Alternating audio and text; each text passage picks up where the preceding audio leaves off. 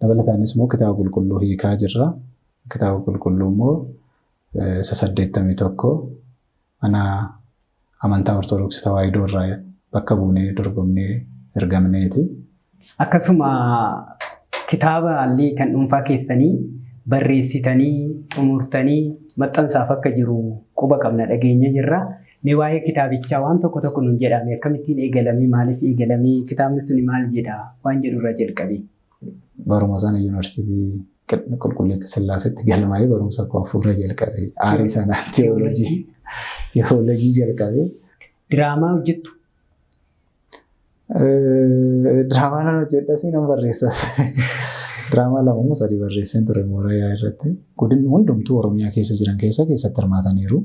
Miseensa 30 qaba.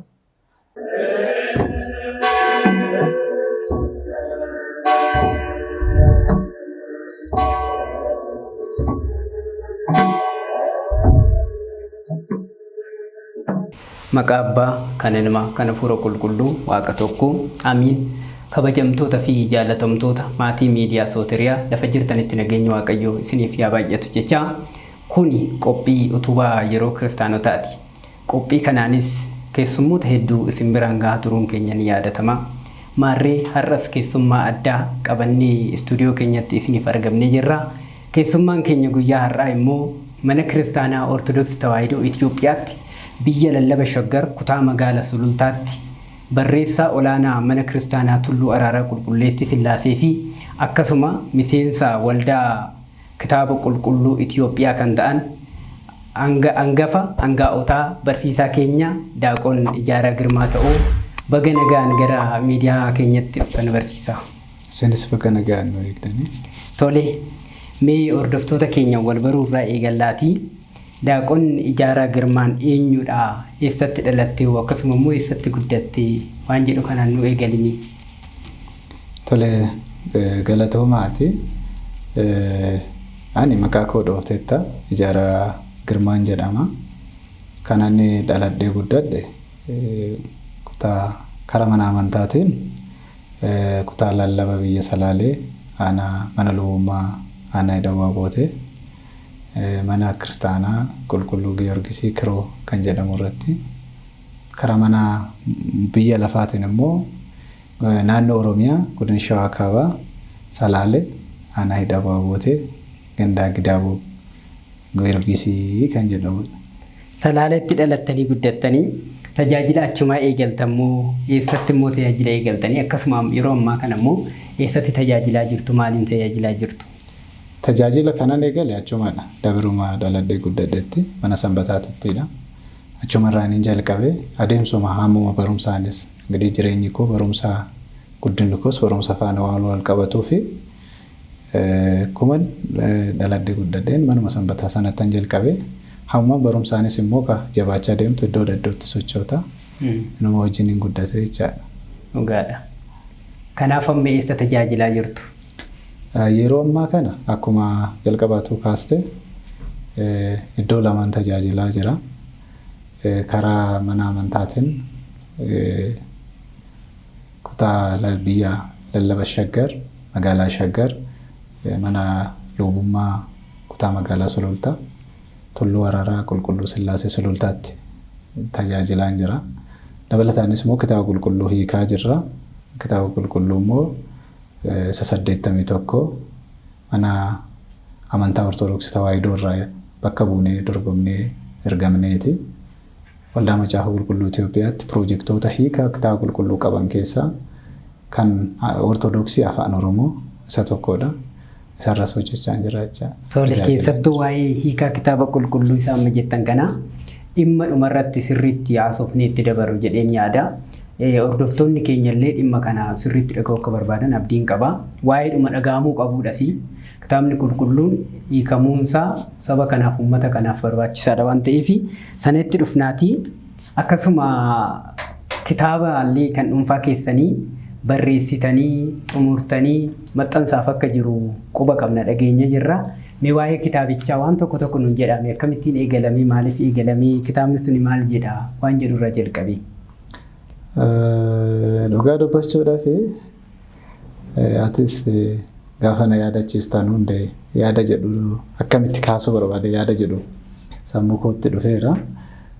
Kitaaba qopheesse kavarii isaa argiteetta ta'a ati fakkaata postiin godhe seenaa abbaa keenya wareegamaa abbaa keenya kun Phexrosidha.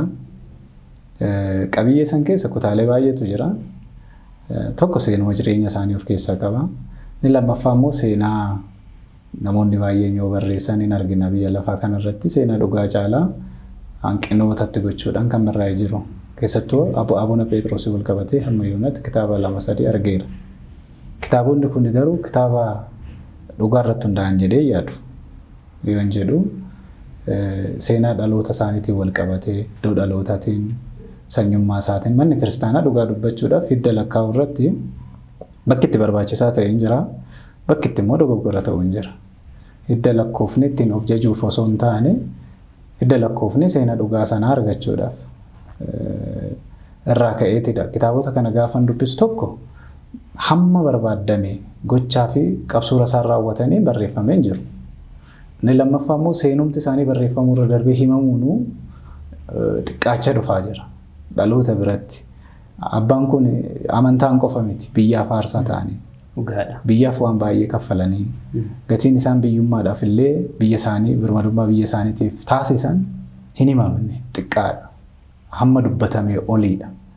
Haa ta'u manni kiristaanaa keenya illee taabota yookaan tsillaatii maqaa isaaniitiin bocanii maqaa isaanii akka yaamamu akka dhahamu haa godhan malee dhaloota barsiisuu irratti seenaa isaanii dhalootatti himuu irratti gahaadha jedhee yaadu. Yoo hubattu isinis hin beektu maqaan isaaniitiin yaadannoo maqaa isaaniitiif illee manni kiristaanaa ijaarame tokko qofadha. Kun illee gahaadha jedhee yaadu. Kana gaafa argu seenaan isaanii sirrumatti barraa'uudha qaba. Keessattuu kitaabota lama tokko qorannoodha jedhanii kitaaba qopheessanii madaalli sanaa namni biraa madaaluu danda'a. Namni qorannoo dhiyeessu tokko kallattiidhaan seenaa barbaadu san bichaa qoratee lafan kaa'u. Namni biraa maal jedhaa ragaan biraa maal jedha jedheet waan barbaadu qofa seenaadha jedhee kaa'uu osoo hin taane waan nama madaalchisu tokko kaa'uudha qaba. Iddoon dhaloota isaanii naannoo kibbaati kan jedhanii barreessanitu caala. Laman arge tokko naannoo kibbaa dabuubii keessaa isaan walaayittaadha jedhee ka barreessa jira. Inni tokko immoo isaan walaayittaa miti jedhanii dhaloota isaanii lakkaanii ingirii maqaa isaa ofii moggaafatan irraa ka'uu danda'a. Kan Amaaradha jedhanii barreessan jiru. Dhugaan jiru garuu maal fakkaata kan jedhu amma naa danda'ametti maatii isaanii fira dhiyoo isaanii argachuus yaaleera. Aga sana deemee waan barreeffamuudha qabu tokko deebii kennuudha namoota seenaa dogoggoraa barreessan kanaaf. Inni lammaffaa immoo seenaan isaanii inni dhugaa maal fakkaata dhaloonni isaanii maal fakkaata guddinni isaanii maal fakkaata qabsoorri isaanii immoo kiristaanotaaf dargaggoota ammaa kanaaf maal dabarsaa kan jedhu ergaa of keessa qabuudha. Gara fuulduraatti immoo walumaanuu ilaallee kan hanqates itti guutatuma jabeessa deemna jedhu. Tole abdii qabna dhiibaa jennee eeggannaa yeroo dhiyoo keessatti nu bira singaa akka abdii keenyadha. Dhalootatu dhaloota yaadata. Sin immoo abbaa keenya kana abbaa jabaa biyya kanaaf illee wareegama guddaa kafalaniiru. Amantaa kana qofaaf utuu hin taane biyyumti kun seenaa ishii qabattee aadaa ishii qabattee akka amma jirtu kanatti bifa kanaan akka jiraattu kan godhan keessa abboota jiran keessa abbaan kun abbaa gahee guddaa qabanidha. Abbaa kana kitaaba yaadattan isin immoo seenaan tarii akkuma ammas kaastanii abbaan kun iddoo barbaadetti soo dhalatan mana amantaatiif bu'aa qabaachuun isaanii waa buusuun isaanii biyya kanaaf wareegamuun isaanii nuuf gahaa ta'ee jirullee garuu immoo dhugaan dhugaadha. Dhugaan immoo dhokatuu hin qabu waan jedhuuf seenaa isa dabe sana sirreessuudhaaf abbaa kana seenaa isaanii barreessitaniitu kun dhugumatti waa guddaadha. Qorannoodhaan maatii isaanii bira geessanii qorattanii akkasittiin fiduun keessan dhamaatii guddaa akka gaafatu baroota hedduu akka itti yaada turtan natti mul'ata jechuudha gaafanii yaadu. Dhamaatii kana immoo nu bira gahee akka dubbisnu abdii qabna. Waaqayyoon nama guyyaa sanaa nuunaa jedhu jenna itti deebinellee yeroo kitaabni sun ga'e waan baay'ee kaasuu dandeenya. Asumaaniyyuu kitaaba kana eeggachaa hundumti keenya hordoftoonni miidiyaa kana hordofaa jirtan gaafa kitaabni kun ba'ee walii qooduudhaan jajjabeessuudhaan barsiisaa keenya cinaa dhaabbannee seenaa dhugaa kana baasnee nullee dubbisnee hubannee dhugaan eessa akka jirtu barree mana kiristaanaa keenya ittiin galateeffannee bu'aa manni kiristaanaa keenya abbaa kana biyyaaf gumaachitellee beeknee deemuun barbaachisaadha kan jedhu dhaamsa qabna. Gara yaa'ii mooraa madda walaabuutti ittiin fudhachuuf deema barsiisaa. Ijoollee barattoota yaa'ii mooraa yuunivarsiitii madda walaabuutu seenaa keessan dudubbata bareechaniitu isin beeku keessattuu akkananii dhaga'etti ijoolleen bara 2012 achi jiran sirriitti waa'ee keessan ni beeku. Isinis akka yaadutti ashaaraan dagatamne achi keessanii darbitaniitu jedhee yaada. Mee isinumarraa immoo sirriitti dhageenya bal'inni isaa tajaajilli isaa haalli isaa madda walaabuu keessatti akkam ture mee nu taphachiisa. Akka yaadadhutti kan sitti simame gama tajaajila afaan Oromootiin natti fakkaata. Gama afaan Oromootiin dhugaa dubbachuuf yeroo sanatti seenaa antaniin biyya keenya keessattis haalli siyaasaa rakkisaa ture.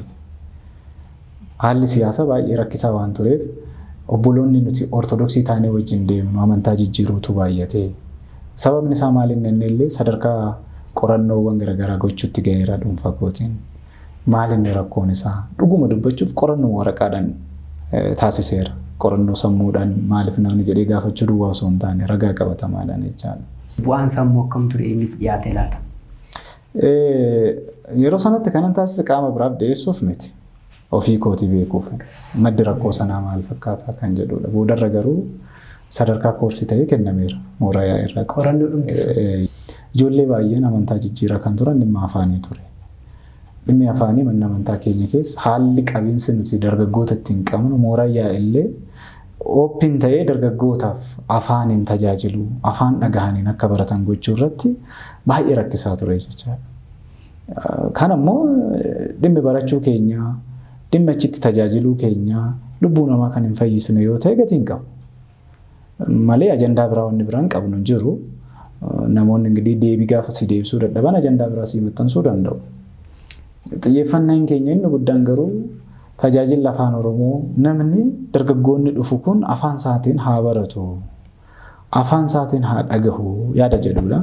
Sanarra darbee immoo biyyaansi ijoolleen keenya amantaa isaanii keessatti wal gurmeessanii jabaatanii mooraa yaa'ii sana keessatti akka tajaajiluu danda'an gochuu qabu. Afaan isaaniitiin baratanii barsiisuu danda'uudha qabu kan jedhu ture.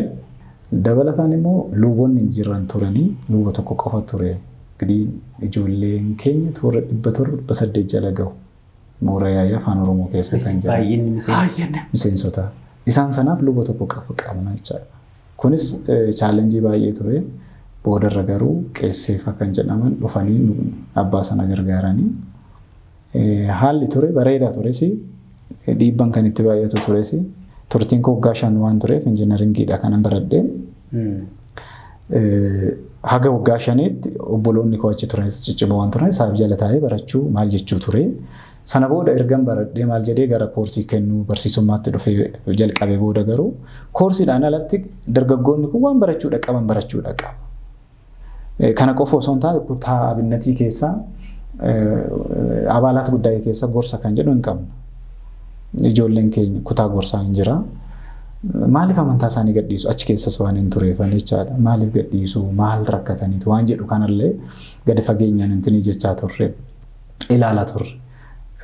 Inni guddaan kanan hin daganne kadhannaa gaafanne. Afaan Amaariffaan qaba mooraa yaa'iin keenya yeroo sana kadhannaa guyyaa tokko jimaata qofa. Akka mooraa yaa'iitti haa ta'u malee namni baay'een irratti hin hirmaatan. Silaatii ijoolleen keenya hirmaachuu hin barbaadu. Garuu afaan kana immoo dhuguma dubbachuuf immoo kan hin dhageenye baay'ee. Afaan Amaariffaa siruma kan hin dhageenye. Kanaaf maaliif namni rakkataa? Afaan Amaariffaatiinis dhaqee kan tajaajilu ijoolluma Oromooti. Baay'inaan harki caalu ijoollee afaan Oromooti dubbatan ijoollee naannoo Oromiyaa irra dhalatan afaan Amaariffaatti kan dhaqanii tajaajila kennanis isaaniidha. Silaa maaliif rakkata namni haadha gaafa isaatiin gaafa kadhatu inni gaafannu mee namni isin gibbii gubaa'ee diiguu fi maal kan jedhutu nu ga'e nutu diiguu fi miti. Ijoollee baay'een nu jala amantaa jijjiiraa jiru. Gadhiisas jiru maaliif akkas gootu namni gaafa gaafatu bakka haa baratu dhufee firiidamiidhaan. Nam baradha jedhee waan biraa miti. Yoo ati barrii kee cuftee alatti dhiiste namni sun yookaan iddoon taanetti kufa suusiidhaan qabame hanjirru mooraa yaa'ii keessa hanjirru maatii keenya irraa fagaanneeti luugama hin qabnu gibbiitti achoo ittis iddoo namni ooluun beekta. Baduuf salphaadha. Yookaan magaalaa ooletti suusii biraatiin qabama. Kanarraa afaan inni dhagahuun dogoggora isaa baratu. Dogoggora isaa godhas keessatti hidhamee taa'uun isaayyuu bu'aa guddaa qaba. Gaafa jennuun koorsiin hin barsiifamaa kadhannaa kanas gaafa ka'uu jalqabe. Nu didanii gaafa nu didan gaafa baay'isnu gaafa kaasnu hoyi ati immoo gibbi gubaa'ee bakka lamatti ruufi jedhanii koorsii na dhoowwan. Koorsii gaafa na dhoowwa akka koorsiin barsiisne jechaadha. Ijoolleen akkan isaan barsiisuun barbaadu. Gaggeessitoota irra kan turre garuu dhoowwanii ni lammaffaan immoo waldaa duukaa bu'ootaa ijaaraa jirtaa jedhu. Yeroo sanatti kaayyoo waldaa duukaa bu'ootaa ijaaruun ምንም የተለየ እንትን suusii biraan qabnu suusii addaan qabnu waldaa baay'isuudhaaf osoo hin taane waan isin deebisuu diddaniifidha. Yoo isin deebinuu deebistan wanni waldaa biraa nu barbaachisuuf hin jiru. Yoo isin immoo nu deebisne waldaa kanarraa nu ittisu hin jiru. Sintu nurraa barbaada malee nuti hagas mara wanti isaan irraa barbaadnu xiqqaadha jechuu kootiidha. Mooraa yaa'ii jechuun madda walaabuu keessatti harki caalu ijoolleen Oromoo kan itti tajaajilan kan itti jabaatanii afaan Amaariffaatiin illee koorsiis sagantaas kan kennanidha. Gaafa sagantaa irraa na dhoowwanii koorsii nama biraa ramadanii ana dhiisan. Sana booda barsiisaan ramadan tatakii maabiraa bakka bu'oota barsiisotaa kan jedhu hin jira. Barsiisan jalaa hafe. Achi gaafa dursee sitti mamammoo koorsii sii kennamaa galuudhaa fi qophaa'isiin jedhu tatakii maabiraa bakka bu'oota barsiisotaati chaalenjii qaba gibbi gubaa'ii keessa keenyatti immoo gibbi gubaa'in keenya adda ture kanarratti. Gaafi barbaadde qabattee dhuftaa gaafi barbaadde deebista. Barsiisota ciccimoodha kan baratu taa'iyyuu. Itti qophaa'uu qabda barsiisuudhaaf waan baay'eedhaan jechaadha. Gaafa kamisaa ganam sa'a 12 irraa qabnee baranna yoo hin dagachuudha baadde wiixata kamisaa fi qilaameedha kan kennamu koorsichi ganama. Guyyaa kana sirriitti dubbistee qophooftee dhaquu qabda. Kan gaafa kamisaa seenuudhaa qabu gaafa roobii maaloo barsiisaa dhabee naan jedhe itti gaafataman kutaa barnootaa ture. Seenuu barbaaddan nana barbaada. Kanan barbaadu waan biraas waan jiruufidha achi keessa. Achi dhaqee kadhannaa sana aarii qabna. Nu didansadha. Sana booda barsiisuun barbaadde dhaqee jalqabnaan jedhe. Iccitii baashanan haa ta'u, iccitii torban mana kiristaanaa haa ta'u kana lamaan keessaa kitaabota iccitii ture. Walitti qabaa mooraa yaa'ii sana bira deemen koorsii naa kennaniiru jalqabuufanii. Dursinee osoo afaan Oromiffaatiin kadhannaa gochuu jalqabne maal ta'a? Nu ayyamtaa maal rakkoo qabaree kadhannaadhaan naan jedhee kadhannuma waan biraa miti garuu dursinee sa'aatii 11tti jalqabnee kadhannee barumsa keenya barannaa 12tti hin jedheen rakkoon qabu jalqabe. An kadhannaan barbaadu jira. Inni kadhannaa naa deebise kan biraati. Yeroo waaqa kadhachuudha. Sana booda jalqabee achiinis koorsii ijoolleen kan barsiisan jiru anis barsiisan ture. Ijoollee sanaan ijoollee waggaa 1ffaa waggaa 2ffaa waggaa 2 gaafa xumurtee achi galuu kan dandeessu. Koorsii waggaa 2 xumurtee 3ffaa gaafa taate achi galta. Waggaa 2 xumuruu qabda bakka bu'oota barsiisotaa barachuudha. Waggaa 1ffaa waggaa 2ffaas kan baratu. Tatakii maamiraanis kan baratu koottaatii ganama kadhannaa gooneet isin hin galtu warri tatakii bakka bu'oota barsiisotaa baratu itti fufnaan barumsa hin jedheeni. Fuudhannaan addaraashii nama 700-800 nu hanqate. Achi sun tsifat beet kadhannaan mooraa yaa'ii kan jedhu tsifat beetiin manni barreessaa hin jirti ishiinuu guuttu xiqqoodha. Namni ka baay'een isaan dhaqu. Sana gaafa jennu garuu addaraasha guddaatti kan baratamu addaraashiin sun guutee walanqatee ala ta'uu qaba. Gaafa kana ani koorsii kiyya xumuruu gahee koorsii sa'aatii sii kennama. Chi ijoolleen maal jedhan sagantaan kun bareedaadha.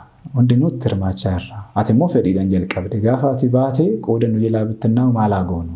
Koree hundeeffadhaa jedhe.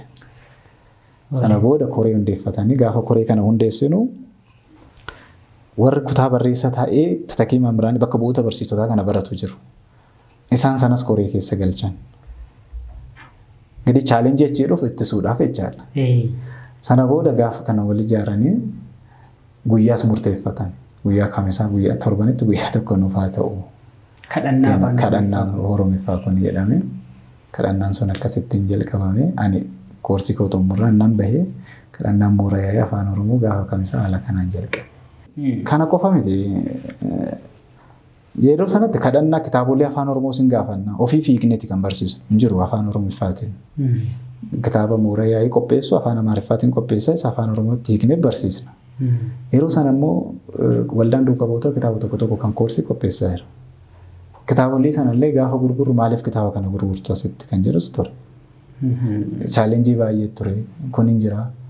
Dhugaa dubbachuudhaaf kitaabota sana fistaalitti baannee maal jennee rakkannee gurgurree deebisnee ergaa turre yeroo sanatti 2007 8 yeroo kanadha. Waan baay'ee chaalenjii baay'ee ture. Dhiibban sun asol akka waliigalaatti afuurummaadha. Dhiibba biraan qabnu. Siyaasa biraan qabnu siyaasni keenya afuurummaadha tajaajila afuuraati dhiibban baay'een immoo akkuma ture nama jabeessaa deema gaafa namni jabaachaa deemu immoo ana qofas miti namoota na dura turanis namoota ciccimoodha jedhan akkas gochaa turan daaqoon Girmaa Mulaatuu beekti fiichar Moorayaa isaan ture isallee tajaajila irraa hamma ittisuutti gahan maal inni yoo jette garuu tajaajila afaan Oromooti yoo qoratte duuba isaa intini isaa gadi fageenya yoo ilaalte tajaajila afaan Oromoo maa babal'isu kan isaan sitti maxxansan kan biraati. Taaddisoodha sin jedhu. Inni siyaasa oofame mana amantaa gibbi gubaa'ee bakka lamatti ruufi sin jedhu. Fakkeenyaaf waldaa duukaa bu'oota babal'isuuf nuun jedhanii namoonni nuti yeroo jalqabaatiif hundeesse waldaa duukaa bu'oota madda Walaabuu irratti roobe irratti akkasumas akka madda Baalee irratti dhalattoota achii wajjin ta'anii gobba fa'aa deemnee tajaajilaa turre yaadannoodhaaf suura tokko tokkollee nan qaba yeroo sanaa. Achi keessatti tajaajilaa turre jechaadha. Namoonni immoo yeroo sana moora yaa'ii keessa taa'anii maaliif kana gootu gibbi gubaa'ee kana gootu nuun jedhan immoo har'a gibbi gubaa'ee annu madda waldaa duukaa bu'oota miseensa dhaarra horee keessa jiru. Asuma wiirtuu irrattuu tajaajiltootadha. Harki caalus hin jechuu kooti. Dhimma biraan qabnu turre dhimma tajaajilaati. Achiinis asiinis yoo ni dhiibanii karaa tokkoon nu barbaadu. Maalirraa kan ka'e dhiibba ijoolleen irratti godhurraa dargaggoonni kun gaafa amantaa isaanii jijjiiru. Indoom na yaadadha fakkeenyaaf qorannoo ani godhe sin jedhu san keessaa babal'ina dhala namaa fi amantaa isaanii mata duree zimedheen kaa'ee dargaggoonni keenya keessattuu harki caalu amantaa gaafa gadhiisu maaliif gadhiisu kan jedhu qorannoo sanatti gaafatamaan barnootaa na yaadadha Ogas Daani'eel Mangistuu jedhama. Koorsii san arge mucaan ijoollee na gaafataniif nan laadha. Wanta akka moojulitti qopheessee jechaadha. Qorannoo sana keessaa. Dhumarra dadhabnaa mee kootu koorsii sana akka kennitu barbaanna naan jedhe. Maaliif barbaadde silaa anan barbaaddu wanticha maaliif barbaadde ana qopheesse mee hin jedheen. Ijoolleetu barbaadee jedhe. Isheen jedheeni hammam ifan kennu 7 naan jedhe. Haa ta'u bakka jedhanii jalqabee barsiisu. 7 na wajjin taa'ee koorsii sana hordofaa ture. Barachaa ture innillee taa'ee jechaadha. Matseetiiwwan garagaraa yeroodhaa bahan nan hordofaa. Yaada ijoollee maal fakkaata ijoolleen kan jedhu maal qabu sammuu isaanii keessa kan jiru kan jedhu nan dhaggeeffadha. Isa sana immoo gara barreeffamaatti jijjiiree gaafa koorsii ijoolleedhaa kennu ijoolleen baay'ee gammadanii fudhatan. Baay'ee jechaadha. Wanti suni ijoollee baay'eellee nu jajjabeesse. Still now haa ijoolleen ittiin wal yaadannu jira. Har'allee jechaadha. Ijoollumti immoo mana amantaan deddeemne sababa sanaaf deeman baay'eetu jiru. Dhimma yeroodhaan wal qabataa tajaajila yeroodhaan wal qabataa isa sana ilaalanii ijoolleen deddeebi'anii jiru. Sana booda koorsii sana 7 kennee feedbackii fudhe inni tosoo jiru ijoolleerra. Maal argitanii? Kaarkulamii moora yaa'ii qopheessee gad ergee miti. Hanqinaa fi rakkina naannoo kana jirurra dhaabbannee hamma beeknu kan qopheessinedha. Maaltu isinitti dhagahame? Maal itti daballa? Maal irraa hir'isna? Gadi gaafa koorsii kennitu dogoggorteellee barsiisuu dandeessaa. Dogoggorteellee dubbachuu dandeessa. Kana hir'isaa kan jettan, kan immoo itti dabalaa kan jettan yoo jiraate jedhanii ijoolleen baay'ee yaada kennanii gammadanii fudhatan. Gaafa dhumaa garuu kissii ta'ee kan dhiyaate keessa tokko isadha. Koorsisuuf kennamuusa. Siyaasa barsiiste ijoollee. Ijoolleen baratamaa siyaasa barsiiste naan jechuu didanii. Moo ati hin baranne kan hin argineetu siyaasas ta'ee sitti mul'ate. Jedheen gaafan gaafadhu Lammaffaa itti gaafatamaan barnoota kutaa barnootaa na wajjin taa'ee barachaa ture. Ijoolleen baratanii gammadanii baay'ee nu fayyada jedhanii deebillee ijoollee biraatti kennaa turanii. Akkamittiin gaafisanitti ta'e jennaan deebisuu hin dandeenye waan barbaadan yookaan dhiibbaa garagaraatu ture. Sababa sanaan na yaadadha. Asallaatti kan barsiifamu. Bakka bu'oota barsiisotaa waldaan qulqullootaa kennuutu ture. Dhaquun qabdu jedhan. Qorumsa isaa darbe ulaagaa isaa darbeen ture. Sababa garagaraatiin dhaquun qabdu. Hin barsiisnu jedhan. Maaliif hin barsiisne? Jedhanii duubatti harkifatanii sababa baay'ee kaa'anii achi ijoolleen birrii walitti qaban. Deemuu qabda. Isaan si erguu baatanillee birrii keenyan deemuu qabda barachuu qabda.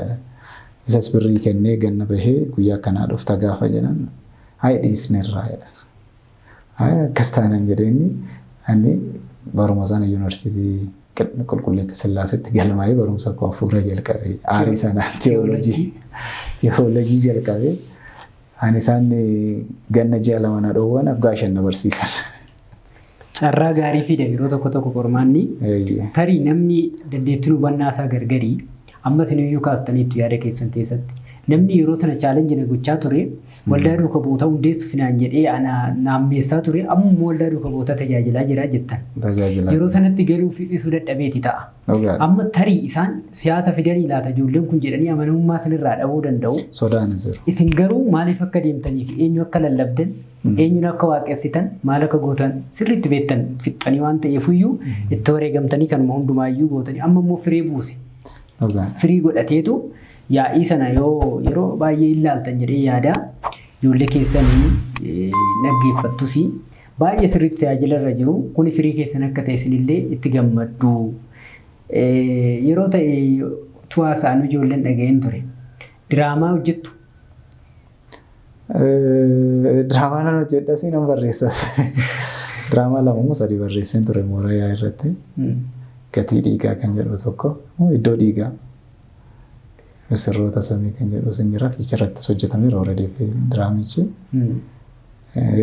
kan hojjedha sin barreessas. Dhageera anillee diraamaa sana dhageera waa'ee diraamaa sanaas akkamitti akka hojjechaa turtan illee diraamaadhaan warra si yaadatan jiran diraamaadhuma qofa tarii tajaajila keenya keessatti hin yaadatamnu jechuu dandeenya. Wanta nuti yaadne garuu dhaloota keessatti yaadatamna bu'aas immoo buusaa diraamaa sana amma irraatti namni yaadatee ittiin fayyu jira jechuudha. Kuni firiidha jechuu barbaadee tananii guddaa galatoomaa kitaaba qulqulluu waldaa kitaaba qulqulluu Itoophiyaa jennee jalqaba maqaa keessan gaafan ibsu achi keessallee hin tajaajiltu miseensadha. Akka tajaajila dhaabbataa tokkotti qaxaramtanii jirtu natti fakkaata. Achi keessa gaafa tajaajiltan kana hiikaa kitaaba qulqulluu gara afaan Oromootitti hiikamu kana keessatti illee gahee guddaa taphachaa akka jirtanii fi hojiirra akka jirtan yeroo yerootti hin dhaga'ama. Haa ta'u malee manni kiristaanaa keenya waggoota hedduuf afaan kitaaba qulqulluu kana afaan Oromiffaatti utuu hiikin turteetti. Ammallee gara waldaa kanaatiin kan hiikame hin jiru. Tarii yeroo dhiyootti waldaan duuka bu'ootaa kitaaba kakuu haaraa hiikee mana kiristaanaatiif kan kenneen alatti gama waldaa kitaaba qulqulluu Itoophiyaatiin kan hiikame hin jiru. Kun maaliif turuu danda'e? Maaliif immoo hamma gahuu danda'e? Akkasumas immoo kitaabni tokko gara afaan tokkootitti hiikamuudhaa fi dubbattoonni afaan sanaa meeqa ta'uu qaba lakkoofsan wanti kaa'amee jiraame? Dhugaadha. Gaafattoota kitaabni qulqulluu maaliif afaan Oromootiin hiikamne jedhan keessaa tokkoon ture. Xiqqoo ta'e maaliif afaan Oromootiin dhabne? Afaan itti hiikanne afaan Oromooti. Afaan dubbannu afaan Oromooti. Afaan Oromiffaati. Haga yoonatti garuu mana amantaa Ortodoksii Tawaahidoo keessatti gaaffii guddaa ture. Anillee xiqqaa ta'e gaafachaan ture Moorayaa teenyeetis dhagahaa turre. Waldaan ekelee koo hiikee parsantii 80 jira, parsantii 90 jira, hiikameera, akkana gaheera kan nuun jedhan deebi'aa ture dhugaa dubbachuudhaaf. Gaafa kana garuu bara 2015 na yaadadha 14 dhumarra. Beeksisa wayii namni argee natti waldaan macaafa qulqulluu Itoophiyaa beeksisaa nama 3 dorgomsiisee kitaaba qulqulluu hiiksisuu barbaada. Dorgomtaa'ee naan jedhan. Hojii hojjedhu dhiiseen dhaqe. hojii hojjechaa turerraa dhaqeen galmaa'ee galmoofnan nama hin jiru namoonni qorumsa wajjin hin teenye xaqilaa beeta kanatiin nu erganii waldaa qulqulluuta maldaa macaafa qulqulluuti kan qore qorumsi barreeffamaas afaanis hin jira. Achi qoramne namoota qoramne san keessaa nama lamatu darbe. Namni lama darbee waan jiru maalidha akkana jedhanii na yaadadha gaafii afaanii keessaa inni tokko waa'ee mindaa ture. Akkami mindaa meeqaan hojjettaman kaayyoon koo mindaa miti. Carraan har'aan irra ga'e kun warroota gaafatan keessa tokkoon ture. Gaafataa ta'een ture carraa kana gaafa argadhu immoo harka caalu mindaan kaasu. Mindaan haa jiraatu malee mindaa miti. Na yaadadha guyyaa sana barsiisota nu qaran keessa isaan illee itti dhaga'ameera jechaadha. Kanatu ture hamma yoonatti maaliif ture anaafis gaaffiidha. Dhugaa dubbachuudhaaf immoo har'umallee mana amantaa kiristaanaa mana amantaa keenya nutis keessa jirra. Dhaloota kana amantaa kana gara fuulduraatti babal'isuu keessatti hanqina qabda. Waggaa dhiyoodhaa asitti amantaa kana babal'isuu fi hanqabannuyyuu kan qabnuyyuu qabnee turuu irratti rakkoo guddaan nu muddachaa jira. Gara fuulduraatti hin beeku dhalootumti abbootumti keenya ilaalaa jiru kan jedhu immoo naa gaaffiidha. Waggaa kurnan har'aa mana amantaa ortodoksii maal taati? Waggaa 20 har'aa waggaa 50 har'aa maal ta'uu qabdi jedhee abboonni ilaalaa jiru yaanni jedhu anaaf gaaffii ta'a jechaadha. Rakkoo guddaan waan biraa osoo hin taane mana amantaa namoonni iddoo qabatanii iddoo sanarra jiran mana amantaa ortodoksii ingirii dhaloota har'a jiru kanaan itti fuftu dhaloonni biraa jalaan bahaa deemu. Dhaloonni biraa gaafa dhufu immoo wanti addunyaa kanarratti wajjin hin deemaa jiru argaa jirra nuti. Dhaloonni har'a jiru boru itti toluu dhiisuu danda'a. Dhaloota boru dhufutti itti mijachuu dhiisuu danda'a. Dhaloota sanaaf garuu mul'ata isaanii kaa'anii ilaalanii darbuun baay'ee rakkisaa natti fakkaata. Waldaaleen kana dura turanii waldaaleen gurguddoonillee guyyoomsa irratti xiyyeeffatan malee hojii sana hojjechuu keessatti hanqinoota baay'eetu ture jechaadha. Hamma ani dhaqee seenee argutti kitaabni qulqulluu ortodoksii fi kami tokkollee hin jiru. Waldaadhuma kitaaba qulqulluu. Waldaa macaafa qulqulluu Itoophiyaa keessatti iyyuu. Waaltessuudhaaf kan jalqabame hin jira. Pirootestaantiidhaanis kaatolikiin bakka tokkotti kan ortodoksii fi isuma 66 sana waaltessuudhaaf jedhanii kan jalqabame jira. Inni sun immoo kitaaba hiikamee kana dura hiikameedha. Isuma sana idiit gochuudha. Inni iyyuu immoo idiit ta'ee kan ortodoksii jechuun hin jiru. Mana kiristaanaa keenya bakka bu'uu dhiisuu danda'a. 2015 jalqabne 2015 saniin yaadadha. Already amma editingii irra geenyeera. Nama lamaan hojjechaa turre. Kakuu haaraadha. Editingii isaatis kaleessayyuu amma sa'a lamatti editingii isaa irra turre. Koree yaada kennee Isinuma lamaan immoo nama hani kun lamaani. Magaabaaddees Xilaawun Kabbadee beektu ta'a. Anaaf isaan hani ko draaftii jalqabaa warra hojjetu. Koreen ediit ta'u immoo numatu hundeesse. Already harka caalaa numatu hundeesse godinoota Oromiyaa hundarraa waldaanii Oromiyaa keessa jiran kan afaan Oromoo hojjetu hundarraa sadarkaa barnootaa hundarraa haga dooktareetiitii haga namoota baranneetti keessa jiru. Sadarkaa addunyaatiin jechaadha. Garuu tajaajiltoota warra ta'an. Maaliif kitaaba qulqulluu gaafa eegnu nama hin baranneef kan dubbisuu danda'u sadarkaa gadaanaa isteeppii barumsaa addunyaatiin kan gadaanarra jirurraa. Isaanis hin fayyada. Namoota baadiyyaa irra jiraatanirraa. Namoota magaalarra jiraataniif. Namoota sadarkaan barnoota isaanii digirii irra jiruuf. Sadarkaa barnoota irra dargaggoota jiraniif. Sadarkaan barnoota isaanii PhD irra warroota jiraniif. Waan ta'eef isa kana hundumaa kan of keessatti qabatu. Kitaabni hojjennus isadha jechaadha. Isaan immoo gulaalleedhaan sin gargaaru. Gulaalli keessa jiru. Waaltessuudhaafis godinoota hundumtuu Oromiyaa keessa jiran keessatti hirmaataniiru. Miseensa 30 qaba. Isaan faana hojjechaa jirra jechaadha. Diraaftii jalqabaa nuti hojjeta. Sana booda isaan faana hojjenna.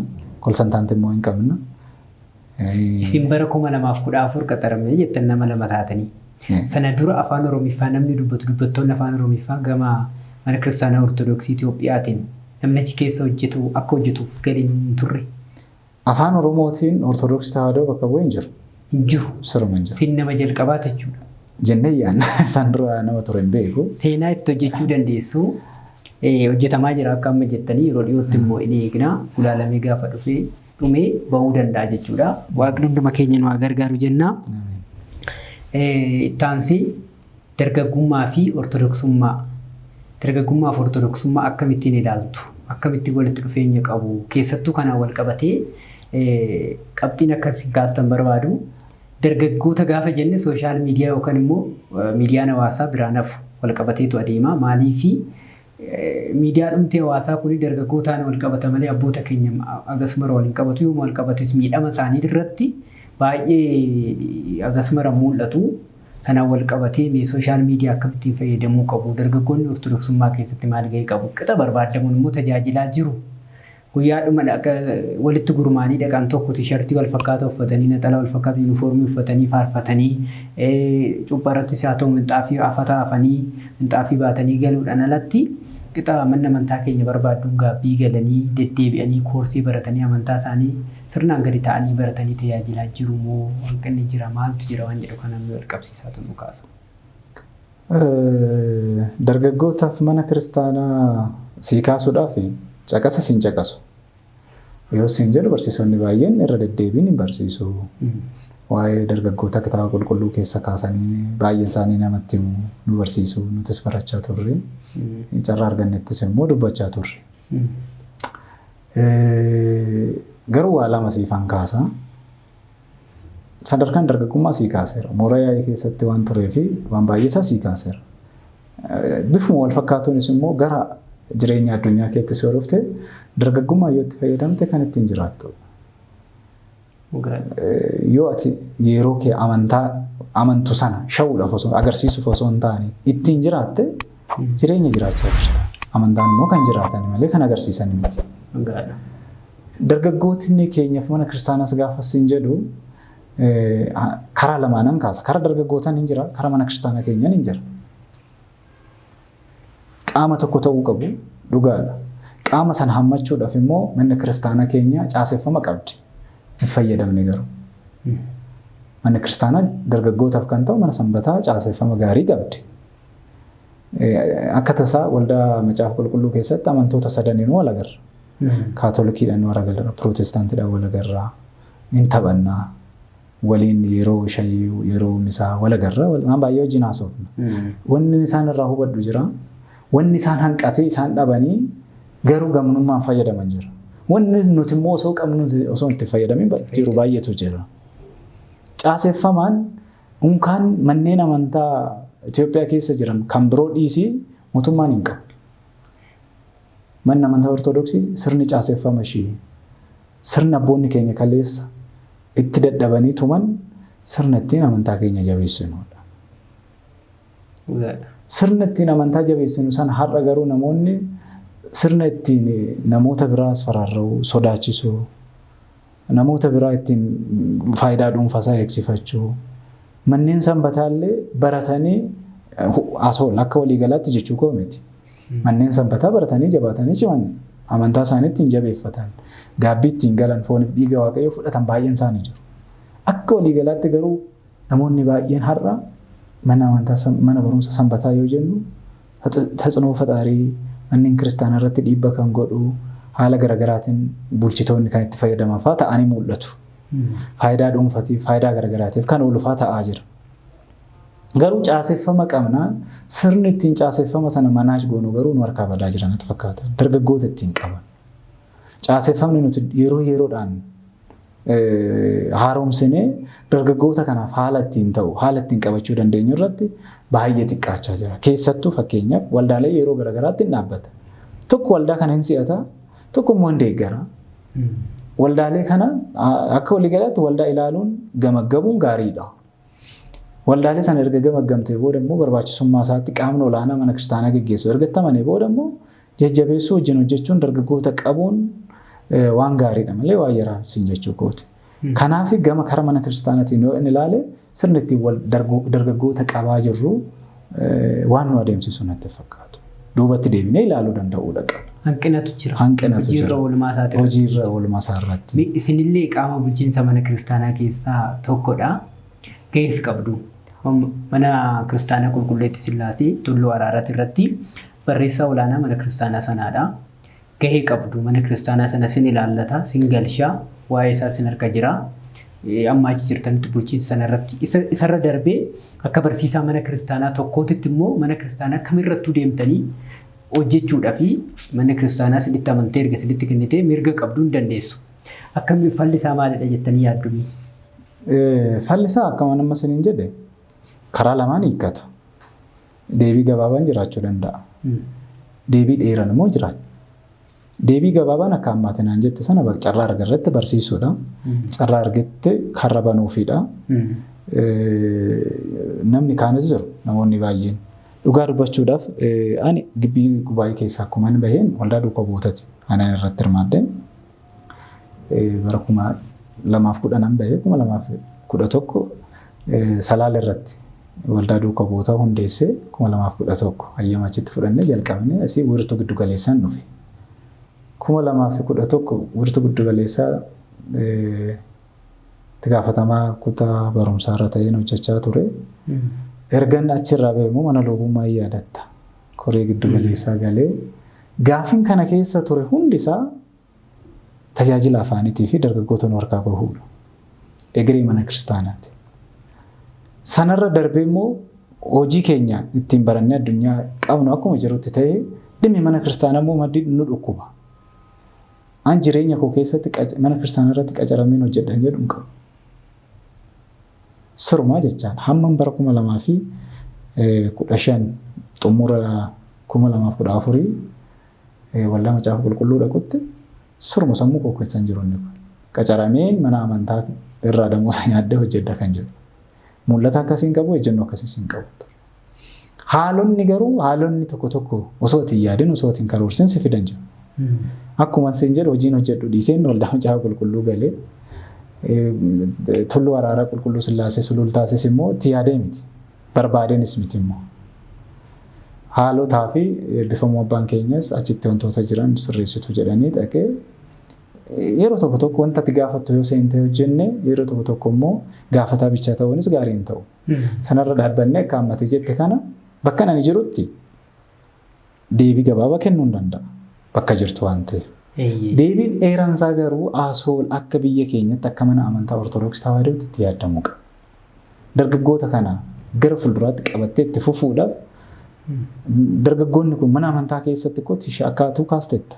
Tiishartii hojjetanii, TikTok irra bahanii, ana Ortodoksiidha jedhanii faarfachuu maal jechuu miti Ortodoksummaan. Dargaggoota dhugaa ittiin jiraatu akkuma kitaaba qulqulluu irra seenaa isaanii baran. Dargaggummaa isaanii mana amantaa keessatti ittiin jiraatan, cubbuu irra kan ittiin fagaatan oomishuu danda'uudha qabdi manni kiristaanaa. Dargaggoota minxaafii baatanii tiishartii hojjetanii gaariidha inni sun tajaajila. Garuu immoo gaabbii galanii kan fooniif dhiiga isaa fudhatanis qabaachuudha qabdi. Kiristaanota dhugaa sanallee qabaachuudha qabdi kan jedhuudha. Isa sana immoo abboonni keenyas irratti hin hojjetu. Abboota bira teenyee namoonni baratan yeroo garagaraatti qorannoowwan garagaraa dhiyeessanii wajjin hojjechuunis immoo hinuma danda'amaa ergaa jiru. Tole guddaa galatoomaa keessattuu asirratti nafa jedhee kana nan yaadu itti fayyadama miidiyaa hawaasaa kanarratti dargaggoonni kun haalan akka mana amantaatti illee hin dhufne kan isaan godhe keessaa tokko itti fayyadama miidiyaa hawaasaatti jedhee yaada. Namni yeroo ofiin qusatu mana amantaatiif iddoon kennu yoo sooshaal miidiyaa yookaan miidiyaa hawaasaa kana akkamitti akka fayyadamu hin beekne ittiin baduu danda'a. Mee kanarratti maal jettuun dargaggootaan? Dargaggootaan wanni inni jedhu itti fayyadama keessan sirreessadha miidiyaa. Waan itti fayyadamaniif beekuudha. Akkuma kaaste miidiyaanii wanta qoosatti poosti godhu waan baay'eedha. Nama baay'ee qaqqaba. Jasti madarakii irra nama jirtu jechaadha. Tokkoffaa sooshaal miidiyaa gosa lamatu jira. Namnuyyuu nama kamirraa kan jalaan banne. Negative saayidiin jira, positive saayidiin hin jira. Miidhaa kan qabu, bu'aa kan qabu hin jira. Gaafa itti fayyadamtu garuu kam keessa akka jirtu beekuudha. Maaliifan fayyadama? Sooshaal miidiyaa jalqaba gaafa itti kaa'u maaliif fayyadamta? Bu'aan kee maal achirraa argatta? yeroo hin gubdaa maallaqa hin baastaa ija kee irratti miidhaa jira waan baay'ee qaba sooshaal miidiyaa gaafa laayitii ilaalta waan ta'eef maaliif fayyadamta sooshaal miidiyaa? Sooshaal miidiyaa fayyadamuu dhiisuunis immoo negatiiv saayid aለው akka kiyyaatti dhiibbaa qaba.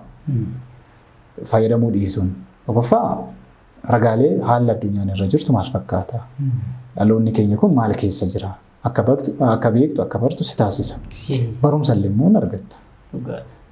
Qaamoleen yuutuubiiwwan garaagaraa leenjiiwwan garaagaraa qaban jira. Sadarkaa barumsa isaanii kan fooyyeffatan jiru onlaayiniidhaan sooshaal miidiyaa fayyadamanii barumsa gahaa kan argatan kan amantaas kan addunyaas kan jireenyatis namoota baay'een beeka mana barumsaa osoo hin dhaqin sadarkaa baay'ee irra kan gahan sooshaal miidiyaa fayyadamanii barumsa baratanii koorsiiwwan gaggabaabaa fudhatanii gaafa kana dargaggoota gaafa taatu eenyumayyuu gaafa taatu sooshaal miidiyaa maaliif hin fayyadama? Maal argachuufan ittiin nama arrabsuufi sooshaal miidiyaa akka meeshaa waraanaatti ittiin nama maqaa balleessuuf ittiin cubbuu biraa dabalachuufi beekuu danda'uudha qaba. Hamma feetellee beekii hamma feetellee qabsaa ta'e abbaa kee arrabsitee amantaan qaban jettu yookaan immoo amantaan barsiisan jettu.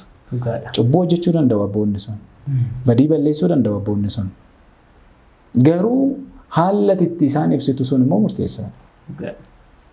Mana kiristaanaa qaanessaa mana kiristaanaaf hin qabsootu hamma barbaadde haa ta'u itti fayyadamni sooshaal miidiyaa sun murteessaadha. Maaliif akka fayyadamtu beekuu danda'uudha qaba. Lammaffaan hubannoodha. Hubannoonis baay'ee namoota baay'ee miidha. Hamma dubbisaa deemtu, hamma barachaa deemtu, hamma beekaa deemtu, hamma jabaachaa deemtu beekuudhaaf. Fakkeenyaaf yeroo tokko sooshaal miidiyaan sadarkaa nama sanaa mul'isa. Haalli itti fayyadama sooshaal miidiyaa keetii namni sun sadarkaa akkamiirra akka jiru si hubachiisa. Hubannoon namni sun qabu maal fakkaata si jechisiisa. Qaamaan guddachuu qofa miti. Kanaaf sooshaal miidiyaa gaafa fayyadamnu qabxii guddaa maaliif fayyadama? Beekuun dutti jiraata jechuudha. Callisuunis immoo barbaachisu. Warra fayyadamu qofaaf itoo hin taane immoo warra sooshaal miidiyaa kanaan barumsa dabarsaniif illee sheeppii waan godhamuu qabu hin jiraata jedhee yaada. Miidiyaadhuma keenya irraa jalqabee sootiriyaa yoo utuu isin dhufin yoo ilaaltan ta'e maal gochuutu irra jiraata? Maal gochuu immoo miidiyaawwan akkasii kanaaf dhaamsa maalii dabarsitu? Keessattuu dargaggoota wal qabatee waan akkasii kun dargaggootaaf hin fayyadu kun immoo hin fayyada waan jedhu akka gorsaatitti akka barsiisaa mana amantaa tokkootitti mee maal nu dabarsitu maal nu dhaamtu miidiyaa keenyaafis dhaamsa akka ta'uuf yookaan immoo waan sirreessinu yoo jiraate nuuf illee nu fayyada waan ta'eef. Miidiyaaleen tokko sadarkaa gurmaa'anii kaayyoodhaan ka'anii qorannoo irratti hundaa'anii hojjetanii fi lafa kaa'aniituma feesbuukii banadheedhaaf godhan gargar. Sun fiilingii sammuu isaa keessa jiru kan ibsatudha. Kun immoo qorannoo irratti hundaa'ee galma qaba, kaayyoo qaba, maal gochuu akka barbaadu qaba. Isiniif wanni haga kana nan hordofaa miidiyaa keessa nan ilaala.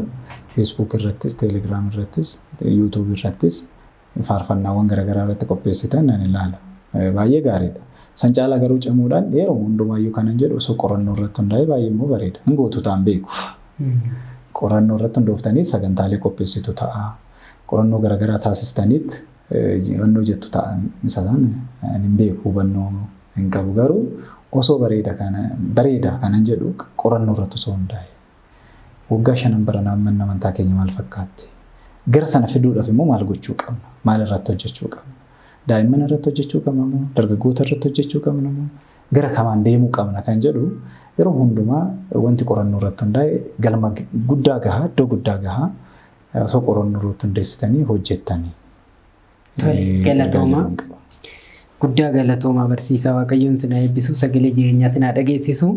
Gara dhumaatitti dhufaa jirra gaafii keenya. Gaafii gosa dhumaan sin gaafadha. Tajaajila keessan keessatti daa'ummaa irra jalqabdanii har'a geessaniittu waan addaa isin quunname nama kaan illee barsiisaa mudannoo addaati guyyaan sun hin dagatamu keessa koo jira wanti jettan jira. Egaa mudannoo addaati jedhee kanan qabu baay'een isaa hin jiru. Adda miti kiristaana kamiyyuu wanti mudatu wanti irra ga'u baay'een isaa jira. An ofii kooti mudannoo addaati jedhee kanan ilaalu yoo jiraate sin jedhee ture jalqabumaa kaasee ammana amantaa keessatti qacaramee mindeeffamee nan hojjedha hin jedhu siruman qabu. Karaa barumsaa akka nama tokkotti barumsa addunyaa baradhee eessa gahee maal gahee barumsa kan baradhee kan jedhu hin qabu. Guyyaan ani itti gara mana macaafa qulqulluu galee garuu na ajaa'iba. Still no. Waldaa macaafa qulqulluu gaafa seenu ingirii still no. Karoorseen beeku yaadeen beeku gaafachaan ture kootu ati immoo hojjedhu gaafa jedhan baay'ee na ajaa'iba. Akkuma guyyaa sana dhagaheen galmeen dhaqee galmaahee gaafa qorumsa qoramee torba sanatti fakkaata dabartee takkoottu jalqabii gaafa naan jedhan anaaf addadha. Tokkoffaa ilaali kitaaba qulqulluu barattaa miti. Namni kamiyyuu kadhatee argachuu kan danda'e kitaaba namni ittiin fayyu kitaaba qulqulluu hiikta. Gaafa siin jedhanii sodaanis keessa kee jiraata gammachuunis keessa kee jiraata.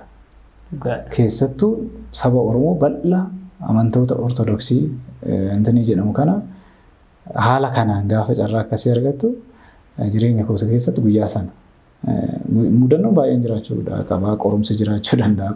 Qorumsa kiristaana waan taateef sirra gahuu danda'a. Beela'uu dandeessa, dadhabuu dandeessa, arrabsamuu dandeessa.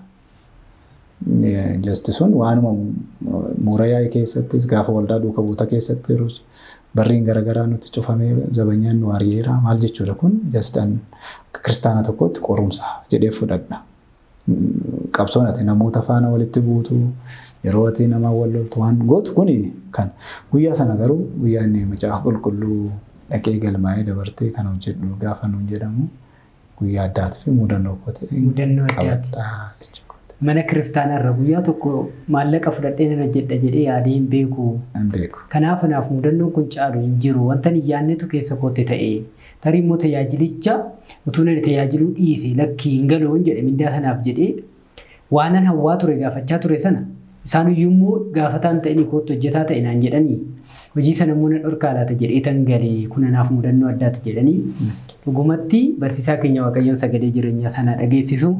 Kabajamtoota dhaggeeffattoota keenya hundumti keessanuu bakka jirtanitti ammallee nageenya Waaqayyoo isin wajjiniin yaa ta'u qophii keenya gara dhumaatitti butaa jirra ammallee turtii keessan miidiyaa keenya wajjiniin taasisa.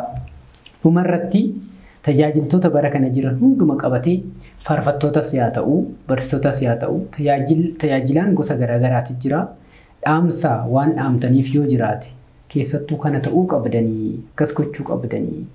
Akka obboleessa tokkootitti kanan itiniif dhaamu waan jettan yoo jiraate. Bara kana dargaggoonni keenya baay'ee hin qabnu beektotaadha. Ingirii beekumsa hamman beekanii isaaniif Waaqayyotu beeka. Ani immoo akka nama tokkootti isaaniin gorsaa jedhee carraan qabu. Mana kiristaanaa keenyaaf qaamni itti gaafatamummaa taasisnu qaamni biraan jiru. Kufuu mana kiristaanaa jaarraa kanaatiifis cimuu mana kiristaanaa jaarraa kana keessa jiruufis itti gaafatamummaas kan fudhatu kan galateeffamus dhaloota amma bara kana keessa jiraatu amantaa kana hordofu. Fakkeenyaaf ati ijaara akkas gooteetta gorsa obbolummaan gaariidha. Garuu itti gaafatamummaan murtii kana fudhachuu kan qabu si'i jechuun garuu dogoggora. Anis akkuma isaa hordofaa kiristaanaati. Hordofaa amantaa sanaati. Ganama hordofaa sanaatti itti gaafatamummaa qaba. Eenyumtuu dargaggoonni tajaajilaan bara kana keessa jiru himataanis hin jiru himatamaanis hin jiru. Akkuma jalqaba sii kaasee yeroo garaagaraatti qabsoon tajaajila afaan Oromoo qabsoon tajaajilumtu immoo mana kiristaanaa afaan Oromoo bichaa miti. Just namni yeroo baay'ee hanqinoonni baay'een naannoo keenyatti guddannetti waan baay'inaan mul'atudha malee tajaajilli Ortodoksii tawaahidoo akka biyyaatti akka sadarkaa addunyaatti rakkinoota baay'ee qaba. Dhugaadha. Akka waliigalaatti jechaadha. Yeroo tokko tokko maaliif akka biyyaatti maaliif akka addunyaatti yaanne na jechisiisaa jechaadha. Sadarkaa naannoo bichaati miti hanqinni kun kan jiru. Hanqina baay'eetu jira. Amaara Kililii yoo fudhatte namni wangeela baratee barsiisu xiqqaadha. Naalbaata abinnatii baratanii guddachuu danda'u. Qiddaasee maaramii sadarkaa lubummaa barumsa lubummaadha wal qabatu hanga marigeeta hanga maalitti barachuu danda'u. Barsiisonni nuti wangeela irratti qabnu garuu xiqqaadha. Ammas immoo kan aarsa nu kaffalchiisaa jiru wangeela irratti barumsi mana amantaa kiristaanaa xiyyeeffannaan yoo siin jedhu barsiistu jechuu miti. Abboonni keenya darban sagaleedhaan barsiisuu teessisanii waltajjii irra bahanii lallabuu madarakii irra bahanii lallabuu caalaa fakkeenya garaagaraatiin bocanii barsiisaa turan. Kabaroo gaafa rukunnu akka wangeela barannutti tsanaaxilii gaafa qabannu akka wangeela barannutti bocanii fakkeenya nu barsiisaa turan. Sadarkaa kanarra gahanii jecha. Dhaloonni har'a jirru garuu wangeela barachuufis qophaa'u wangeela barsiisuufis qophaa'uun keenya hanqinoota xiqqoo of harkaa qabaa laata. Hanqina qabnaa laata. Ergaa jedhuun qaba. Kanaaf dubbachuudhaaf ariifachuurra dhaggeeffachuuf ariifachuu. Gaafii quba namatti qabu ariifachuu caalaa anoo eessan jira jennee of gaafachuu ariifachuu. Namni abaluun maa kana balleesse kana diigee ortodoksii cabse jechuurra an bu'aan ani dhaloota kanaa kaa'e maalinni. Maalan lafa kaa'ee darbe. Namni hammuma gaarii hojjetu. Hammuma waan baay'ee hojjetu. Qulqulluu Daawit gaarummaa baay'ee qaba. Cubbuu baay'ee immoo hojjeta. Cubbuu isaatiif namni kamiyyuu dhuunfaadhaan hin gaafata Waaqayyo. Lakkaa'ee kan itti kenne abbicha hin gaafata. Nuti garuu yeroo hundumaa huuba ija namaa keessa jirtu xixiqqoo tana ilaaluun utubaa sana isa gurguddaa sana immoo ija keenya keessa jiraachuusaa ofitti deebisnee dhaloonni kun gaafachuudha qaba. Kanaaf yeroo hundumaa waanuma beekneef fiiziksii barannee beekne, baayoloojii barannee beekne, keemistirii barannee beekne, herreega barannee beekneef hunda isaan dubbannu. Keessattuu kun gaafa ortodoksii keessa gallu. Wanti baay'een isaa beekneedhaaf wanta hin dubbatamne baay'eetu jira jechaadha. Asoola hamma beeknu hunda hin dubbannu, hamma beeknu hunda hin hojjennu, amantaaf jettee wanti garaa kee keessatti hambistuu baay'eessaa jira. Gaafa kiristaana taatu immoo mana kiristaanaaf gaafa loltu lubbuun tokkichi si mararuu danda'u qabdi. Lubbuun ati arrabsitee dhiibdee maal jettu sooshaal miidiyaa irratti dargaggoota haa ta'u iddoo garame rakkatanii barsiisu malee tajaajilu malee meesitti toleen tajaajiltu mana kiristaana keessa. Rakkattee arrabsamtee reebamtee jibbamtee barsiista yoo tajaajilaa taate. Sitti tolee makiina bitattee arrabsaatee akka barbaaddetti jiraattee miti. Kana gaafa hin jedhu immoo kiristaana rakkachuu qaba jechuudha ergaa jedhuun qabu. Jabaachuudha qaba. Ayi gaafan tajaajilu garuu gaafa natti tole jechuun immoo qaba. Mee nama biraatiif immoo qabxiin keenya itti gaafatamummaa laannuus hin jiru. Hundi keenya ani maalan godhee jenneetonni nama tokkotu ture. Haalgarra teechee ulaagaalee namaa keechee kana itti nama madaalurra achi gadi buutee ol galuutu irra ulfaata. Haalgarra ciistee bilbila kee baastee abaluun koo qabxii kanan goone qabxii kana ulaagaa 10 baasteetti madaalta. Ati garuu haalgarraa kaatee gadi hin buune. Kanaaf ati madaaluudhaan dura meeqan deemi? Gufuu meeqan na dhaye? Sirriirra gadi bu'eeraan? Barrii gadi baheeraan? Jettee tajaajila keessatti ol madaaluudha qabda. Yoo ilaalta ta'e koo tajaajiltoonni keenya kaleessa beela'aa turan rakkachaa turan dubbatan. Baay'ee isaanii ilaalta yoo ta'e kaffaaruudhaan rakkachaa turan kan lallabaan rakkachaa turan gadi ba'anii yoo dubbatanii agartu. Garuu dhaloonni har'a tajaajiltoota feesbuukii ta'an baay'een isaanii jiru. Ka koorsii mana sanbataallee keessa seeneen baranne ka koorsiin baranne lallabaadha siin jedha miidiyaa irratti bahaa jechaan. Nu kun immoo kiristaanummaa miti. Isa sana luugama afaan keenyatti godhanne numa bareeda numa fayyadaa ergaa jedhuun qaba. Guddaa galatoomaa dhaamsa laphee namaatitti coomu nutti himtanii Waaqayyoon nama dhagee hojiitti nu haa taasisu tajaajila amanamaa akka nu taasisu waan baay'ee nutti himtaniittu amanummaadhaan tajaajila nama abaluutti kennuu caala ofii keessaniif gahee ofitti kennaa. Deemaa isinis bakka jirtanitti jabaadhaa qaamni mana amantaa bakka bu'ee jiru isa tajaajiluu qaban jedhina hundumtuu walqixa qabna jettaniittu Waaqayyoon sagalee jireenyaa sinaa dhageessisu kabajamtoota fi dhaggeeffattoota maatii miidiyaa Sootiriyaa bakka jirtanitti nageenya Waaqayyoo isiniif yaa baay'atu qophiin keenya utubaa yeroo kiristaanotaa kana kan fakkaatu ture barsiisaa keenya hangafa hangaa'otaa barsiisaa Daaqoon Ijaaraa Girmaa wajjiniin qophii akkasii bareedaa kana guyyaa irraa dabarsineerra torbee keessummaa biraatiin nagaa walitti deebinutti nagaan nuuf tura akkuma baramee jireenyi isaa nama barsiisaa tajaajilli isaa fakkeenya namaaf ta'a nama jettan sarara bilbila keenya irratti nuuf eeruun dagatinaa Waaqayyoon iddoo jirrutti nu waliin haa ta'u barsiisaa keenya sagalee jireenyaa isaa na dhageessisu nagaatti tura.